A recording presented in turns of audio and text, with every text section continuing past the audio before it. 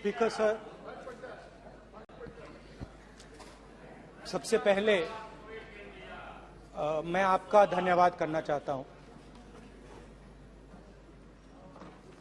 कि आपने मुझे लोकसभा में रीइंस्टेट किया।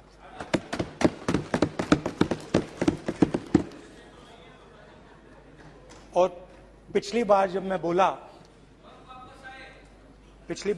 बोला तो शायद मैंने आपको थोड़ा कष्ट भी पहुंचाया, क्योंकि मैंने इतनी जोरों से अदानी जी पे फोकस किया कि जो आपके सीनियर नेता हैं शायद उनको थोड़ा कष्ट हुआ। तो वो जो उनको कष्ट हुआ,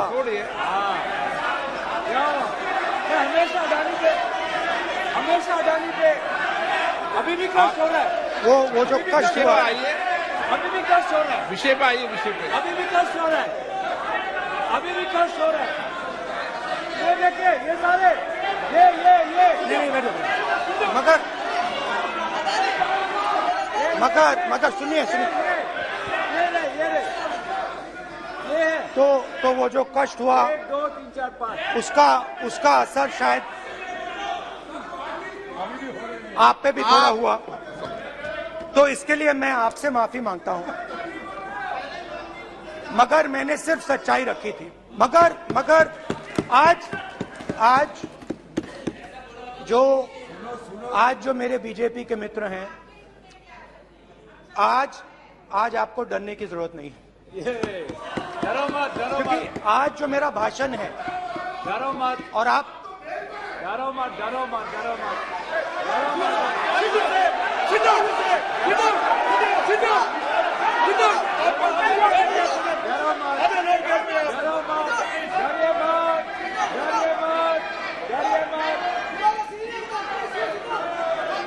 स्पीकर सर, अरे बैठो ब्रदर।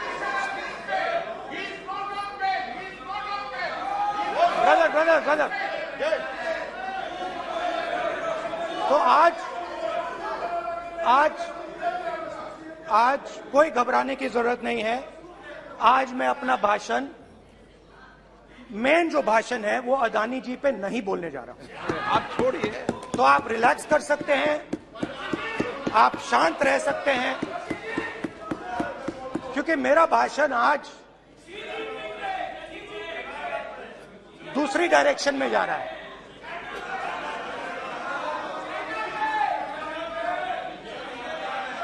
रूमी ने कहा था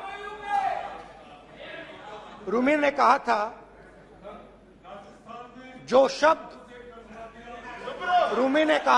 शब्द दिल से आते हैं वो शब्द दिल में जाते हैं।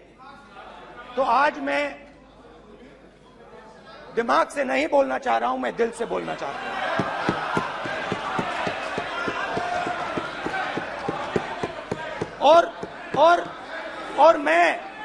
और मैं आज आप लोगों पर इतना आक्रमण नहीं करूंगा। मतलब एक दो गोले जरूर मारूंगा, मगर इतना नहीं मारूंगा। तो आप रिलैक्स कर सकते हैं। डरिए मत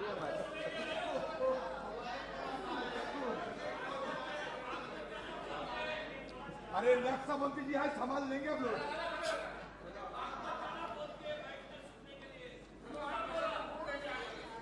पिछले साल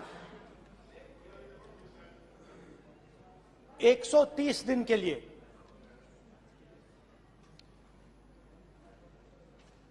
मैं भारत के एक कोने से दूसरे कोने तक गया।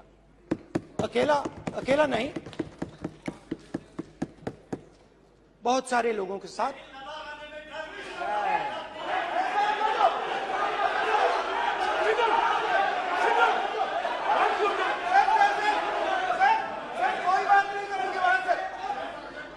सर, ये हमारा टाइम खत्म करने का साजिश है।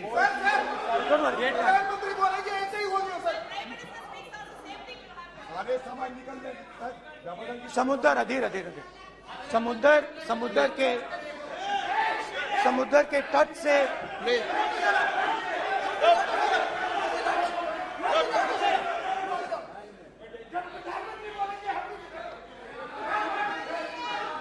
माननीय सदस्य प्लीज प्लीज ऐसे धमकाने का बात की मत बोलो यहाँ पे।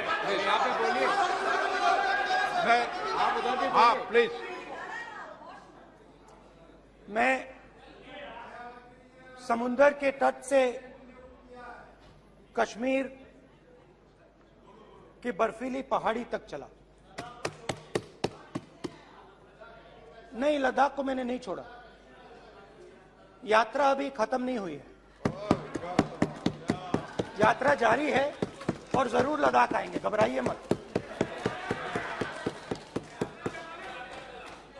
बहुत सारे लोगों ने मुझसे पूछा यात्रा के दौरान, यात्रा के बाद कि राहुल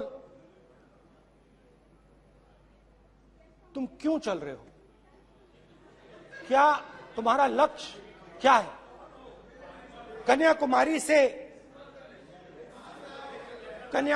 से कश्मीर तक क्यों जा रहे हो। और जब वो मुझसे पूछते थे, शुरुआत में मेरे मुंह से जवाब नहीं निकलता।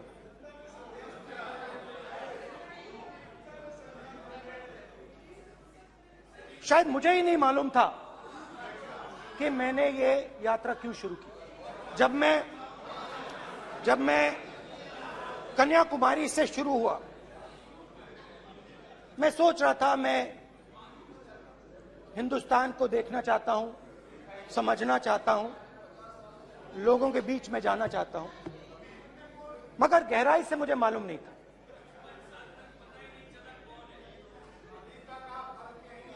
थोड़ी देर में मुझे बात समझ आने लगी।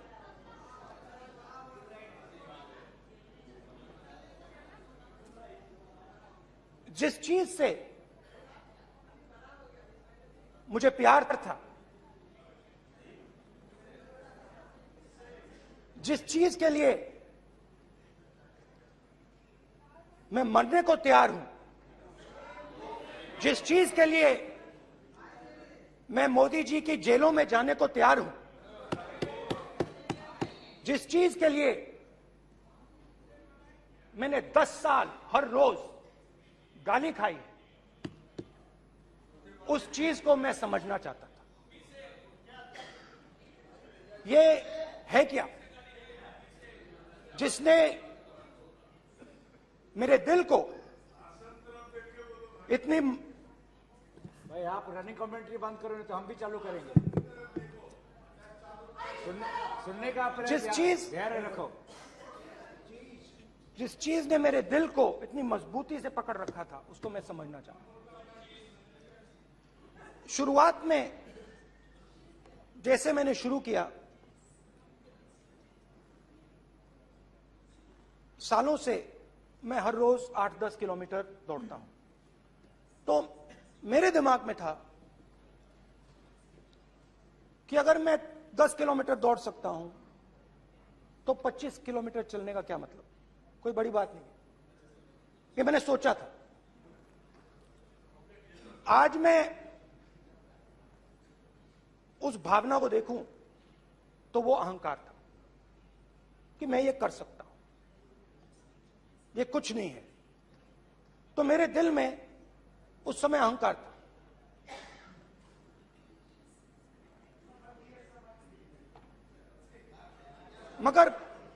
मगर भारत अहंकार को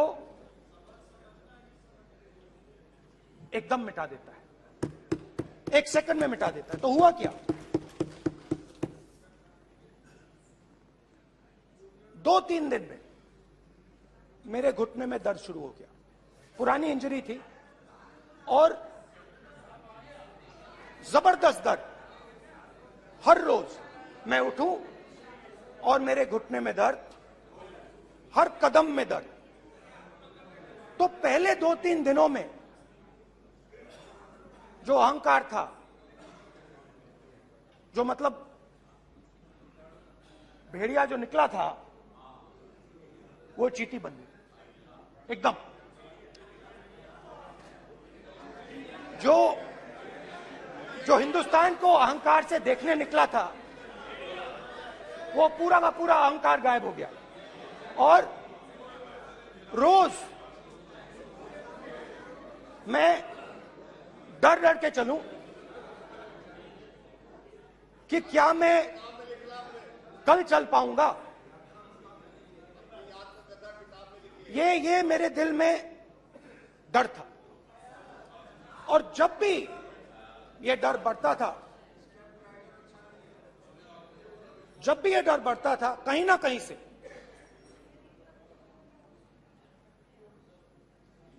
कोई ना कोई शक्ति मेरी मदद कर देती। एक दिन मैं सह नहीं पा रहा था, एक छोटी सी लड़की आती है, मुझे चिट्ठी दे देती। मैंने चिट्ठी खोली, 8 साल की थी, उसमें लिखा था, Rahul, I am walking with you, don't worry. उसने मेरे पैर में चोट देखी और उसने अपनी शक्ति मुझे दे दी। सिर्फ उसने नहीं, लाखों लोग ने। और शुरुआत में जब मैं चल रहा था, कोई किसान आता था, मैं एकदम पहले उसको अपनी बात बताता था कि आपको ये करना चाहिए, आपको इस प्रकार से काम करना चाहिए। मगर इतने लोग आए, हजारों लोग आए, कि थोड़ी देर में मैं बोल नहीं पाया। जो मेरे दिल में बोलने का डिजायर था, वो बंद हो गया। बोल ही नहीं पाया, क्योंकि इतने लोगों से बोलना था। और एक सन्नाटा सा छा गया, भीड़ की आवाज थी, भारत जोड़ो, भारत जोड़ो, भारत जोड़ो। और जो मेरे से बात करता था, उसकी आवाज में सुनता गया।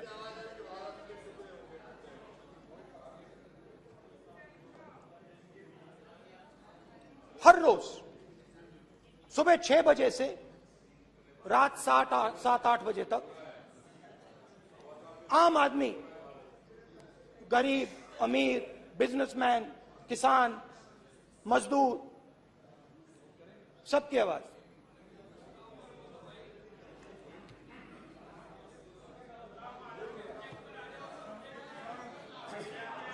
आ रहा हूं।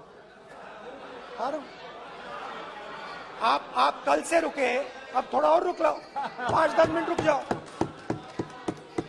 तो ये चलता गया, मैं बात सुनता गया।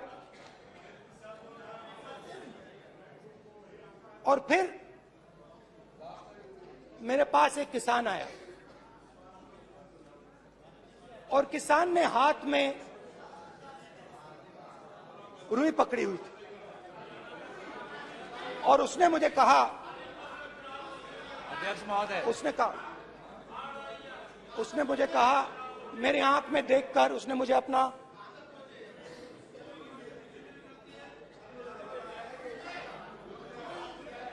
वो रुई का बंडल दिया, और उसने कहा, राहुल जी,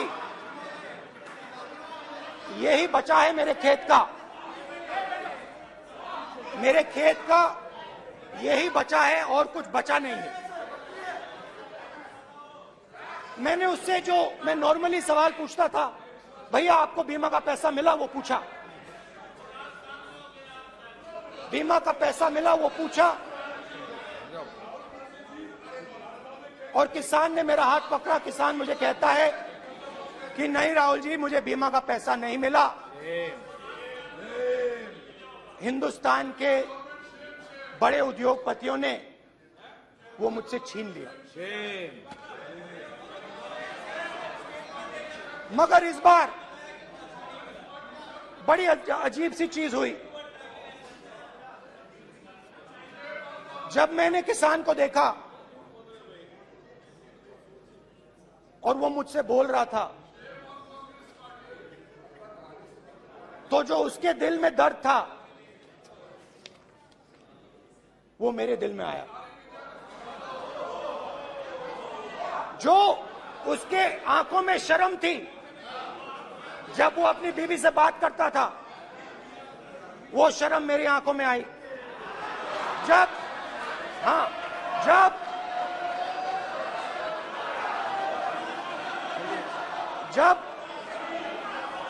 उसकी जो भूख थी वो मुझे समझ आई।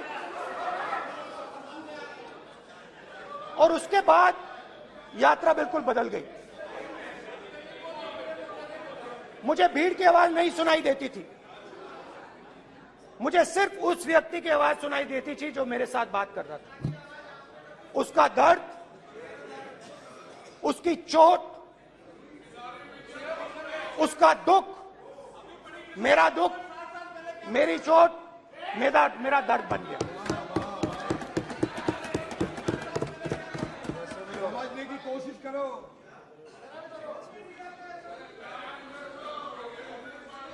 भाइयों और बहनों, लोग कहते हैं कि ये देश है,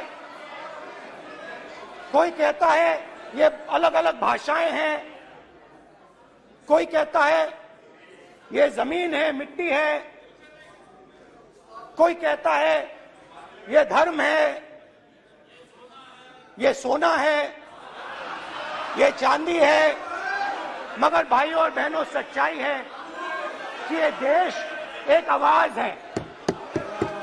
ये देश सिर्फ एक आवाज है। ये देश, इस देश की लोगों की आवाज है। इस देश के लोगों का दर्द है, दुख है, कठिनाइयां हैं। और अगर हमें इस आवाज को सुनना है तो हमारे दिल में जो अहंकार है, हमारे जो डिजायर्स हैं, हमारे जो सपने हैं, उनको हमें परे करना पड़ेगा। जब हम अपने सपनों को परे करते हैं, तब हमें हिंदुस्तान की आवाज सुनाई देती है। तब तक हिंदुस्तान की आवाज हमें नहीं सुनाई देती। अब आप कहोगे ये बात मैंने नॉन कॉन्फिडेंस मोशन में क्यों रखी? इसका क्या मतलब है कि भारत एक आवाज है, भारत लोगों का दुख है, भारत लोगों का कष्ट है, मुश्किलें हैं। क्योंकि भाइयों और बहनों,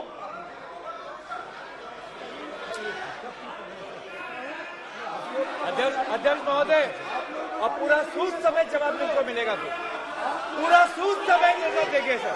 फिर आप हमें मत रोकेगा सर। अध्यक्ष महोदय, फिर आप हमें मत रोकेगा सर। आप हमें मत रोकेगा फिर। आप हमें मत रोकेगा। आप हमें मत रोकेगा फिर। आप हमको मत रोकेगा सर। हम सब देख रहे हैं, सब सुन रहे हैं, आप हमको फिर मत रोकेगा सर। तो स्पीकर सर, भारत एक आवाज है। भारत इस देश के सब लोगों की आवाज है।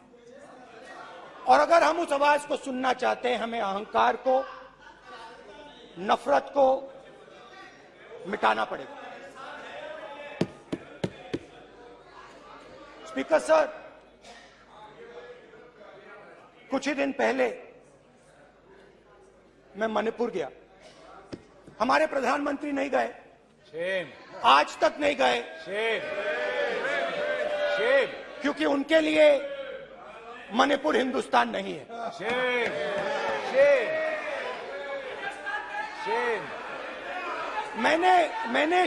मैंने मणिपुर शब्द प्रयोग किया, मगर आज की सच्चाई यह है कि मणिपुर नहीं बचा है। मणिपुर को आपने दो भाग में कर दिया है। मणिपुर को आपने बांट दिया है, तोड़ दिया है। मैं मणिपुर में रिलीफ कैंप्स में गया। रिलीफ कैंप में आज जा रहा हूं, आज जा रहा हूं मणिपुर में रिलीफ कैंप में मैंने महिलाओं से बात की। ठीक है सर, अब हमको मत रोकेगा। It's not fair. आप हमको मत रोकेगा sir. You tolerate insults. Sir, No, no, no, no. पूरा टाइम No, देंगे सर। sit down. पूरा टाइम देंगे। Yeah. Why you are excluding us? कल देखेंगे, कल देखेंगे, कल देखेंगे। बात नहीं करेंगे सर, प्रधानमंत्री की बात नहीं करेंगे सर ऐसे।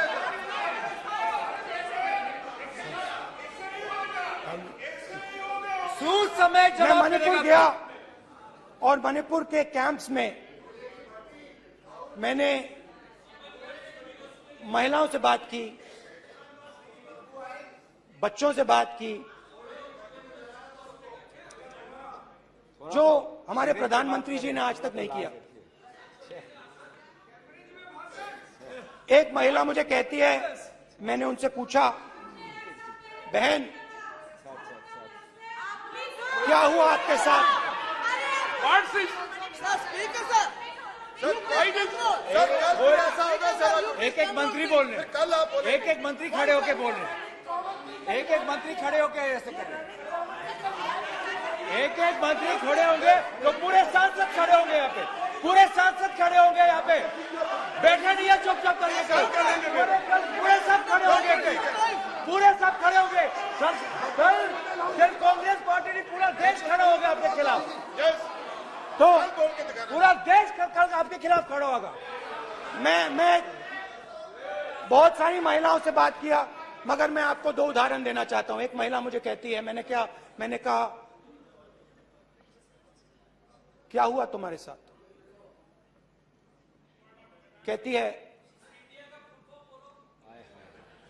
मेरा छोटा सा बेटा, महिला का सम्मान करें प्लीज, ये सम्मान। एक ही बच्चा था मेरा, कोई शर्म कर लो गल एक ही बच्चा था मेरा, मेरे सामने, मेरे आंखों के सामने उसको गोली मारी है। मैं पूरी रात, आप सोचिए, आप अपने बेटे के बारे में, बेटों के बारे में सोचिए, मैं पूरी रात उसकी लाश के साथ लेटी रही। झूठ नहीं, झूठ आप बोलते हो, झूठ मैं नहीं बोलता हूं। मैं पूरी रात उसकी लाश के साथ लेटी रही और फिर मुझे डर लगा, मैंने अपना घर छोड़ दिया, जो भी मेरे पास था वो मैंने छोड़ दिया। मैंने उनसे पूछा, कुछ तो लाई होगी?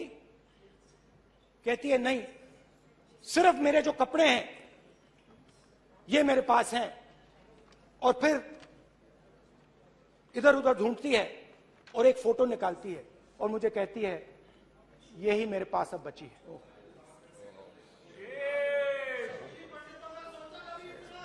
एक और उदाहरण, दूसरे कैंप में मैं, एक महिला मेरे सामने आती है, मैं उससे पूछता हूं, तुम्हारे साथ क्या हुआ? क्या हुआ तुम्हारे साथ? और जैसे ही मैंने ये सवाल पूछा,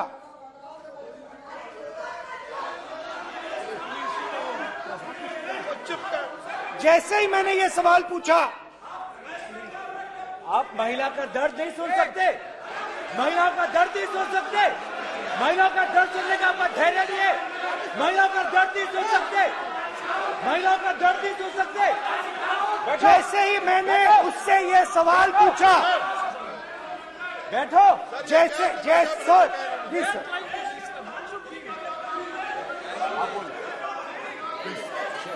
शर्म करिए, शर्म करिए।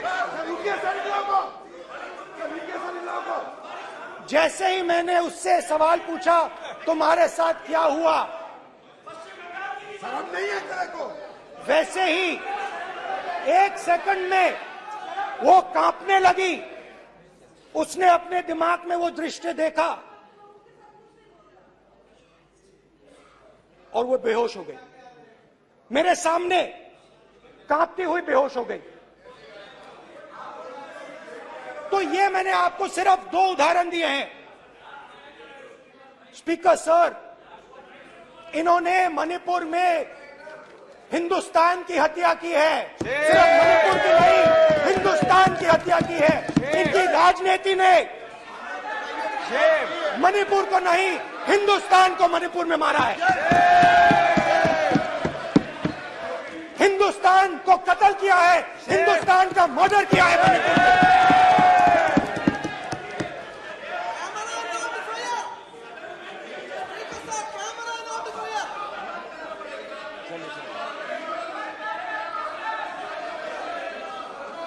अरे 2 भाग किए हैं, शराब करिए जी।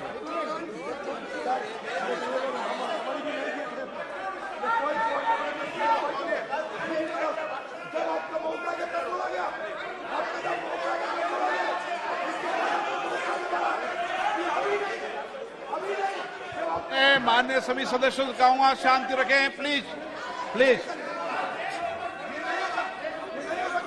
मणिपुर, हाँ क्या बोल रहे हैं? अब बोलिए। अरे भाई क्या बात है?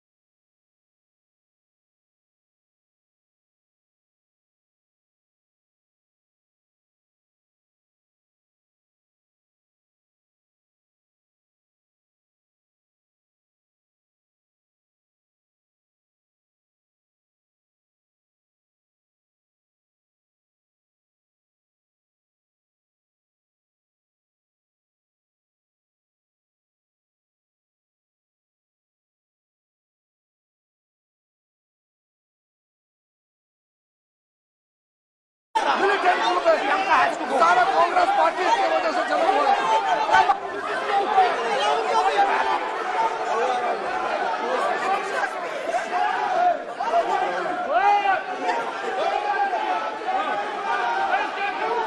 ओके बैक, आजा back back back back back back back Hemant सबको पीछे ले आओ। Back back back IB IB IB IB IB हो गया प्रतापन हो गया बैक आप बैक भाषण नहीं सुनना चाहते हैं? आप भाषण नहीं सुनना चाहते? प्लीज बैठिए, बैक करो बैक बैठिए, प्लीज बैठिए, नीचे आओ यार, प्लीज बैठिए, नीचे आओ प्लीज बैठिए। चले चलिए, चलिए अंदर लो, चलिए। प्लीज ओके थैंक यू सबसे बड़ा थैंक यू प्लीज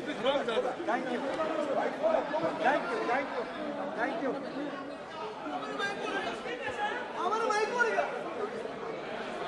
एक मिनट बैठिए, बैठिए एक मिनट प्लीज, प्लीज बैठिए, प्लीज बैठिए, please please Baluji, please please Baluji, please Baluji, please Baluji, please एक मिनट प्लीज, प्लीज बैठिए। माननीय सदस्यगण, नहीं सकते जिस तरीके का व्यवहार आप टेबल पर आकर कर रहे हैं, इस तरीके से सदन नहीं चलेगा। ये तरीका ठीक नहीं है। जब मैंने किसी को कहा है तो कहा है, ऐसे सदन नहीं चलेगा। आप सदन नहीं चलाना चाहते, अलग बात है। अब अपनी बात कही है, गलत तरीका ये। नो, ऐसे सदन चलने वाला नहीं है। जो माननीय सदस्य टेबल पर आए हैं उनके खिलाफ कार्रवाई होगी। प्लीज बैठिए, बैठिए, बैठिए, आप भी बैठिए, आप भी बैठिए। माननीय मंत्री जी, माननीय मंत्री जी, प्लीज बैठिए। भारत सदन है, माता, प्लीज बैठिए, भारत माता, प्लीज बैठिए, प्लीज ब्रदर। मैं बहुत शांति से सुन रहा हूं, इसका तरीका ये नहीं है उचित हो कि आप टेबल पर आए। नहीं, गलत तरीका ये। आप जैसे मैंने माननीय sir please please brother please भाई पानी लो। जैसे मैंने भाषण के शुरुआत में बोला, भारत एक आवाज है, भारत हमारी जनता की आवाज है, दिल की आवाज है। उस आवाज की हत्या आपने मणिपुर में की। इसका मतलब भारत माता की हत्या आपने मणिपुर में की।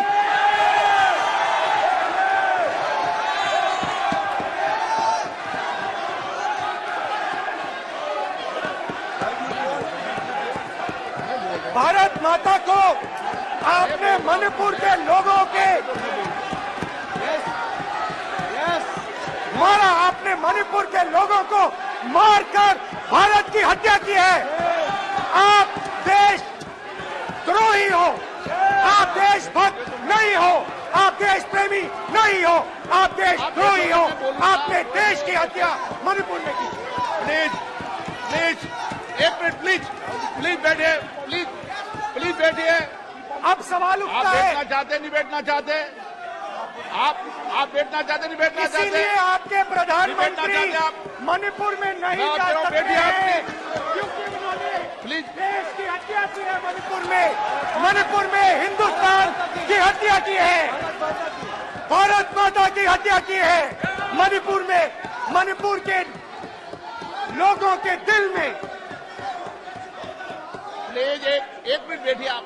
तो सवाल उठता है, एक मिनट बैठिए, एक मिनट। आप भी विराजो। आप बैठिए सही। नहीं बैठिए, रहने दो आप बैठिए आप प्लीज बैठिए आप प्लीज। आप बोल रहे हैं फिर। आप भारत माता के रखवाले नहीं एक हो, मिनट माननीय सर। आप भारत माता के हत्यारे हो। प्लीज माननीय सदस्य, प्लीज माननीय सदस्य, प्लीज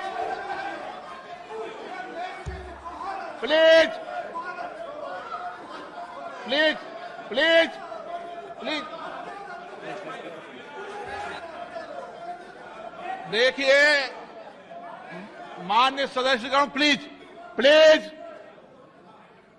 माननीय सदस्यगण, भारत मां हमारी मां है। हमें सदन में बोलते समय संयम बरतना चाहिए। मेरा अपनी मां की हत्या की बात कर रहा हूं। मैं मणिपुर में अपनी मां की हत्या की बात कर रहा हूं।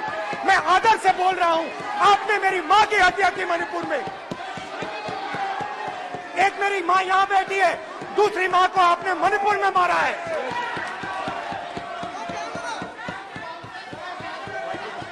और हर रोज जब तक आप हिंसा को बंद नहीं करोगे, तब तक आप मेरी मां की हत्या कर रहे हो। हिंदुस्तान की सेना मणिपुर में एक दिन में शांति ला सकती है। हिंदुस्तान की सेना का आप प्रयोग नहीं कर रहे हो, क्योंकि आप हिंदुस्तान को मणिपुर में मारना चाहते हो।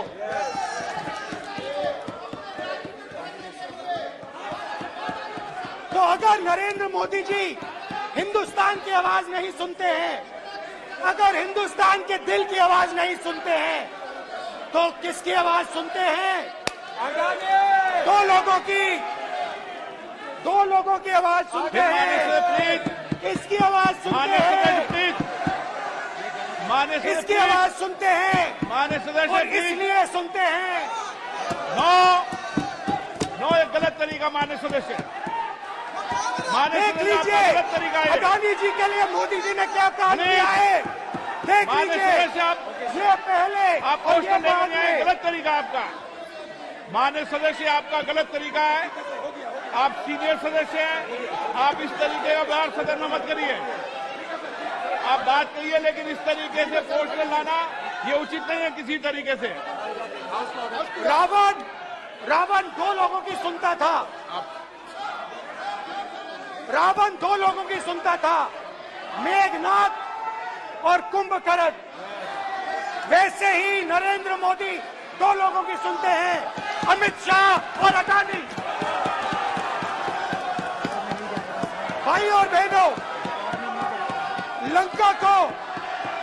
लंका को हनुमान ने नहीं जलाया था, लंका को रावण के अहंकार ने जलाया था। प्लीज माननीय सदस्य, आप संयमित बोले। आप ये सदन है, आप तरीके से बोलिए माननीय राम सदस्य। ने रावण को नहीं मारा था, रावण के अहंकार ने रावण को मारा था। आप पूरे देश में केरोसिन फेंक रहे हो, पूरे देश में आप केरोसिन फेंक रहे हो। आपने मणिपुर में केरोसिन फेंकी और फिर चिंगारी लगा दी। अब आप हरियाणा में कर रहे हो, पूरे देश को आप जलाने में लगे हो। आप पूरे देश में भारत माता की हत्या कर रहे हो। धन्यवाद स्पीकर।